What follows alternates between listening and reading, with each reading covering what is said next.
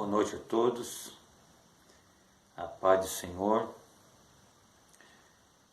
Eu quero compartilhar um texto que eu já tenho estudado há algum tempo, pela graça de Deus. O Espírito Santo tem me levado a meditar e nós viemos um culto, Eu vim do culto agora há pouco.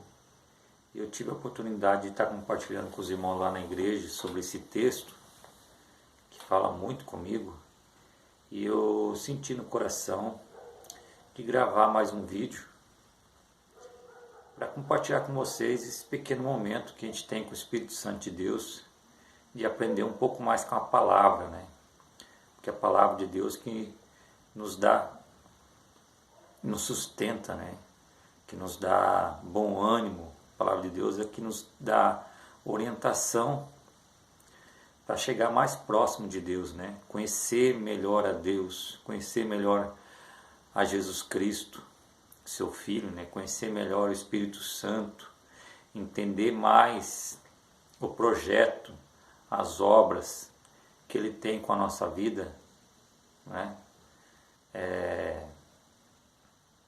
Entender melhor,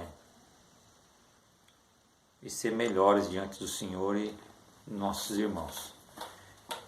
E eu estou lendo que hoje já mudei um pouquinho o vídeo, Estamos aqui com uma prateleira aqui com alguns livros que a gente tem adquirido e estudado, Tudo em cima da palavra de Deus, Eu sempre tenho um zelo e um cuidado com isso, com os autores, O que esses livros extra-bíblicos está me trazendo, Qual que é a referência que eles têm, E geralmente Deus tem me agraciado que eles sempre têm pontuado em cima da Bíblia, porque a palavra de Deus é inerrante, É ela que prevalece, a palavra de Deus é a primazia, O estudo bíblico é a maior aula que nós temos com o Espírito Santo de Deus.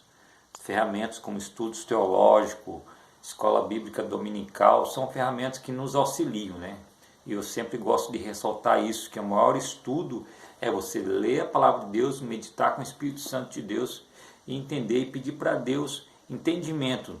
O que Ele quer de mim, O que Ele quer falar comigo hoje pela sua palavra. E o texto em questão é no livro de Lucas, capítulo 10, versículo 18.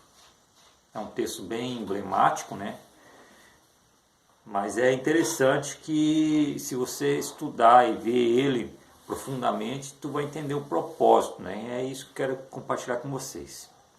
O texto está dizendo: e disse-lhes, eu via Satanás como um raio cair do céu, Um texto já de primeira já nos destaca, esse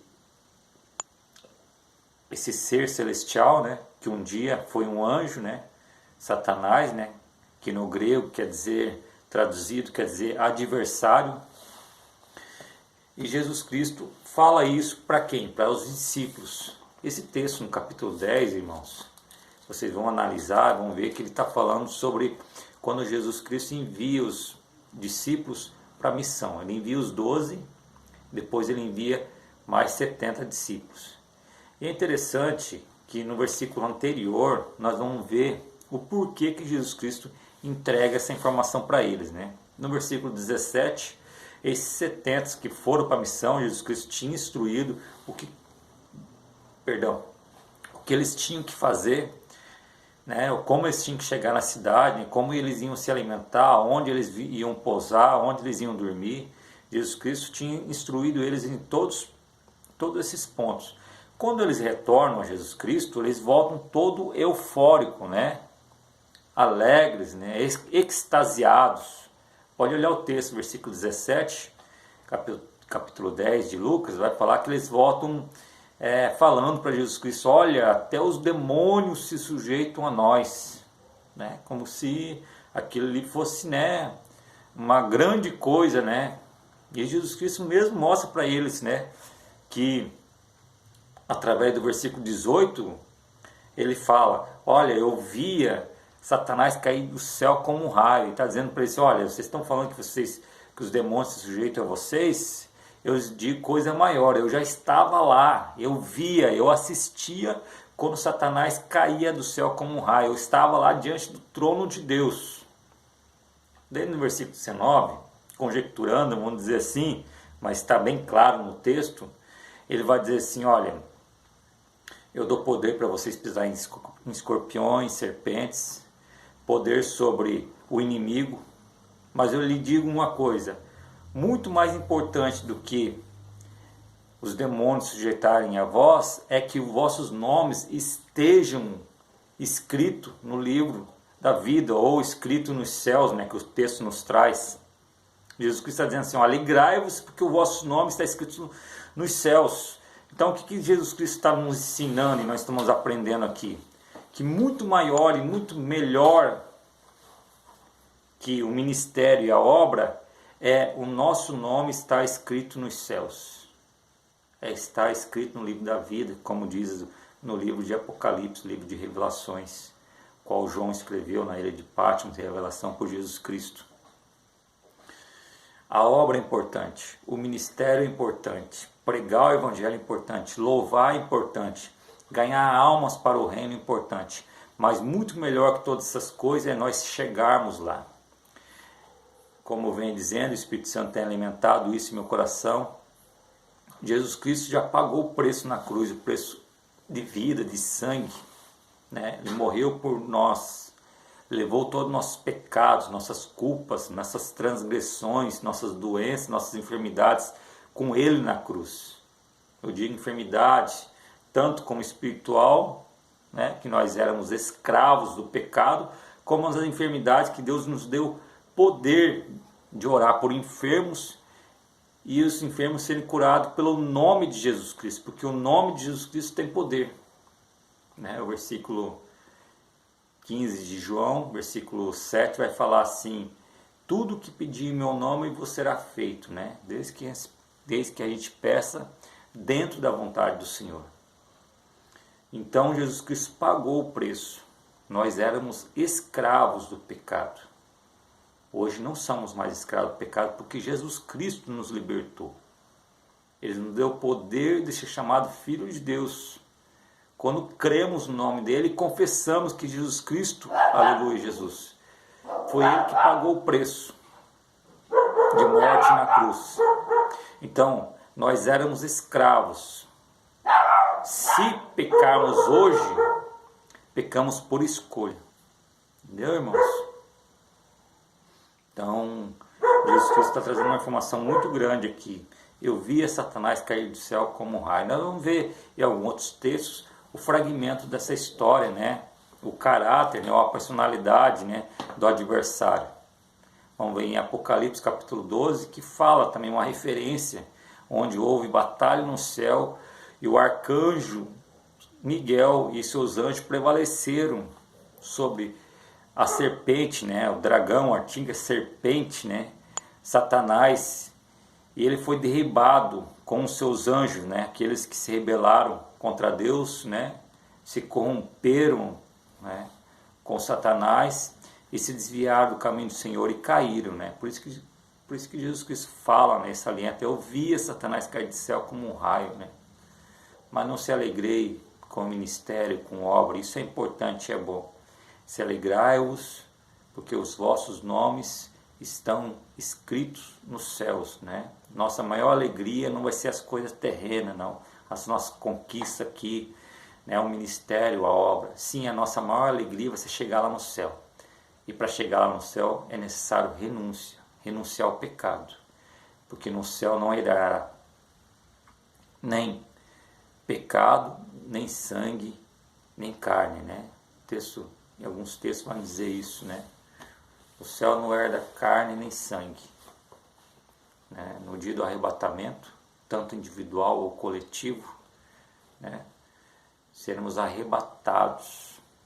No texto de 1 Tessalonicenses, capítulo 4, versículo 16 e 17, fala sobre essa ilustração desse momento. Paulo recebe a revelação em que Jesus Cristo virá sobre as nuvens, com voz de arcanjo, trombeta de Deus, né? Que é alarido. e os que morreram em Cristo ressuscitarão primeiros. E nós que estivermos vivos neste momento do arrebatamento, porque o dia e a hora ninguém sabe, seremos arrebatados juntos com Ele. E em concordância com o texto de 1 Coríntios, capítulo 15, versículo 52, vai nos trazer que o nosso corpo, que é carne, vai ser revestido de imortalidade, um corpo novo, um corpo de glória, um corpo incorruptível. Se hoje nosso corpo é corruptível, é mortal, naquele momento será transformado junto com aqueles que morreram em Cristo. Porque os que morreram em Cristo estão aguardando esse grande dia do arrebatamento. Paulo diz que é os que dormem. Então, esse dia vai chegar. O dia e a hora. Pode ser o dia e a hora, ninguém sabe. Individualmente ou coletivamente, isso vai acontecer. Jesus Cristo vai voltar para buscar o seu povo. Mas é necessário aceitar Jesus Cristo e se arrepender dos pecados.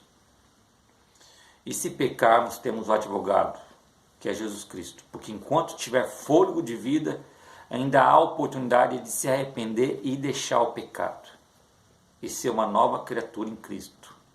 Porque não vivo mais eu, não vivemos mais nós, depois que aceitamos Jesus. Mas Cristo vive em nós. Nós fomos crucificados com Cristo para esse mundo. Aleluia, Jesus. Somos crucificados com Cristo para o pecado. Temos que vigiar. E a palavra fala que aquele que está de pé cuide para não cair. Né? Orar um pelos outros, carregar a carga um dos outros e vigiar. Amém? Recebe essas palavras em nome do Senhor Jesus. Tá? Vamos orar um pelos outros e vigiar. Né? Seguir nosso plano, nosso projeto que Deus tem aqui na terra. Né? Não é pecado garganjear um pouco mais de conforto, né? Buscar uma vida um pouco melhor, mas desde que façamos isso diante do Senhor. E fecha aqui com Mateus 6,33, né? Buscai o reino dos céus e a sua justiça, e essas demais coisas vos serão acrescentadas. Então nosso olhar tem que ser primeiramente vertical. Horizontalmente é consequência.